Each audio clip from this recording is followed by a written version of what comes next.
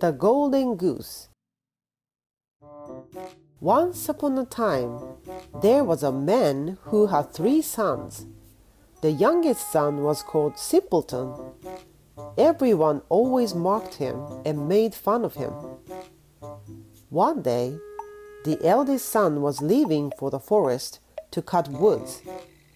His mother gave him beautiful cakes and a bottle of wine in case he should feel hungry or thirsty. When he entered the forest, he met an old dwarf with gray hair. The dwarf said, "Hello, will you please give me a little piece of cake out of your pocket and a sip of wine out of that bottle? I am very hungry and thirsty." The clever son, however, replied, "No way!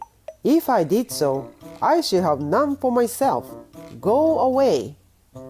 The eldest son left the dwarf alone and went on. Soon after the eldest son began cutting a tree down, his axe slipped from his hands and cut his arm. He had to return home and had his arm bandaged up. It was the dwarf with gray hair that caused this.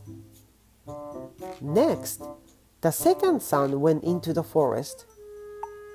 His mother gave him cakes and wine as she had done for the eldest son. In the forest, he met a dwarf with gray hair, and the dwarf asked him for a piece of cake and a sip of wine, just as the eldest son had been asked. The second son was clever enough and said, "If I did, I should have none for myself. Go away." He also left the dwarf alone and went on. This time too, the second son had to receive punishment. After a few strokes on the tree with his axe, the axe hit his leg. He could not walk, so he had to be taken back home. Then the youngest son, Simpleton, asked his father, "Dad, let me go to cut woods in the forest." His father said, "Your brothers got injured when they were cutting a tree. You should not even think of it, for you know nothing about wood cutting." Simpleton, however, begged his father so persistently that his father finally gave up. "Okay, you can go. You will be wiser when you get hurt," said his father. His mother gave him a cake made with water and baked in the ashes, and a bottle of sour beer. In the forest, Simpleton also met a dwarf with gray hair. When Simpleton greeted to him, the dwarf said, "Please give me a piece of cake and a sip from the bottle. I am very hungry and thirsty." Simpleton replied, "I only have a cake baked in the ashes and sour beer. If you still want them, let's sit down and have them together." So they sat down alongside. As soon as Simpleton took the cake out, it turned into a beautiful sweet cake, and the sour beer turned into fine wine. They were delighted and ate the cake and drank the wine. "You are very kind to share what you have willingly. So I'll give you a good luck. See, there is an old tree over there.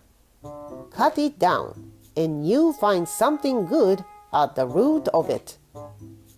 Saying so, the dwarf took his leave.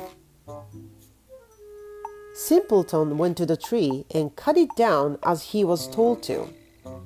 When the tree fell down, he found a goose with pure gold feathers sitting in the root of it. Simpleton picked up the goose and carried it with him to an inn where he was planning to stay that night. The landlord of the inn had 3 daughters. When they saw the goose with pure gold feathers, they wanted to know what the beautiful bird was, and they wanted one of the gold feathers. The eldest sister thought, "Soon I will have a chance to pluck one of the feathers out." As soon as Simpleton went out, she grabbed the wings of the goose. However, her hands and her fingers stuck fast to the goose. In a short time, the second daughter came, considering deeply how to get the gold feather. But on the instant she touched her sister, her hand stuck fast to her sister. Finally, the third daughter came with the same intention. The two sisters shouted, "Keep away! Please keep away from us!" But the third daughter could not see the point why she had to keep away from them. "My sisters are there, so I also should be there," thought the third daughter, and ran up to them. On touching the two sisters, the third daughter got stuck fast to the sisters. The three daughters had no choice but to spend all night with the goose. The next morning, Simpleton held the goose under his arm and left the inn without paying attention to the three daughters being stuck to the goose. So, the three daughters had to follow close behind him. As Simpleton stepped out his foot, left or right, they have to take the same steps all the way, just as he did. In the middle of the field, they met a pastor. On seeing their march, the pastor said, "Shame on you! What vulgar daughters! Why are you running after this young man around the field? Mind your manners!" The pastor tried to pull the youngest daughter's hands away. His hand, however, also stuck fast to the daughter on touching her.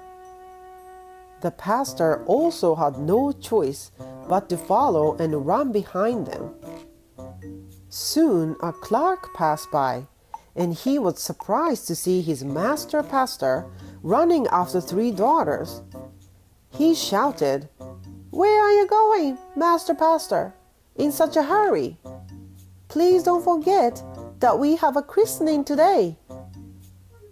Then he ran after them and caught the pastor by his sleeve, but he also stuck fast to the pastor.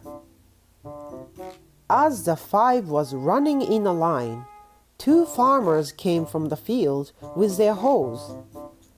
The pastor called out to them and asked them to pull him apart from the clerk. No sooner had the farmers touched the clerk, they got stuck to them fast. Now there were 7 running just behind Simpleton. In time, Simpleton came to a town. The king of the town had a daughter who was so serious that nobody could make her laugh. So the king had officially announced that whomever could make his daughter laugh should be allowed to marry her. Simpleton heard this and proceeded with his goose and the 7 following behind him in front of the king and his daughter. The daughter saw the 7 running in a line. She began to laugh loudly and laughed, as if she would keep laughing forever. Then Simpleton made a demand for marrying the daughter. But the king did not care for this son-in-law, and he made various excuses. "If you want to marry my daughter, you should find a man who can drink up all the wine in the storage cellar." The king said to Simpleton. Simpleton remembered the dwarf with gray hair and thought he would surely help him. He went into the forest to see the dwarf. Then, in the same place he had cut down the tree, he saw a man sitting. He looked very sad. Simpleton asked him, "What's the matter with you?" The man replied, "I am too thirsty. I cannot bear cold water, and I have just finished a cask of wine. Still, I am far from satisfied." "Oh, I can help you. Please come with me. Then you will be completely satisfied," said Simpleton. Simpleton brought him to the king's storage cellar, and the man sat in front of the cask and kept drinking the wine till he felt pain in his side. Before the day was over, he finished drinking all of the wine in the cellar. Then Simpleton demanded the king's daughter again. But the king didn't want such a man called Simpleton by everyone to take his precious daughter away. So the king made a new condition that Simpleton had to find a man who could eat a mountain of bread. Without considering longer, Simpleton went straight into the forest. There he found a man who looked very dreadful and tied his body up with a leather band. He said, "I have eaten an oven full of bread. Still, I am far from satisfied. I am still very hungry. I have tied myself up so as not to starve to death." Hearing this, Simpleton was very delighted and said, "Please come with me. I'll make you full and satisfied." Simpleton brought the man to the palace of the king. All of the flour in the kingdom was collected, and a mountain of bread was baked from it. The man from the forest stood in front of the bread and started eating. Before the day was over, he had finished eating a whole mountain of bread. Then Simpleton demanded the bride for the third time. Still, the king made excuses and ordered him to build a ship which could go both on land and on water. The king said to Simpleton, "If you sail on it and come back, you shall marry my daughter."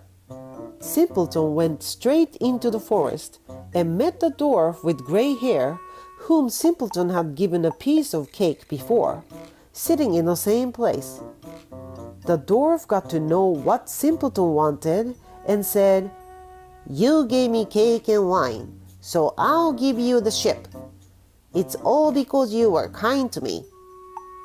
The dwarf gave Simpleton a ship which could sail both on land and on water. Seeing the ship, the king knew he had to give up his daughter for him.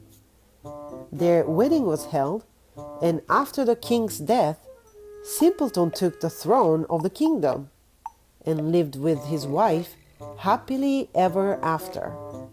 The end.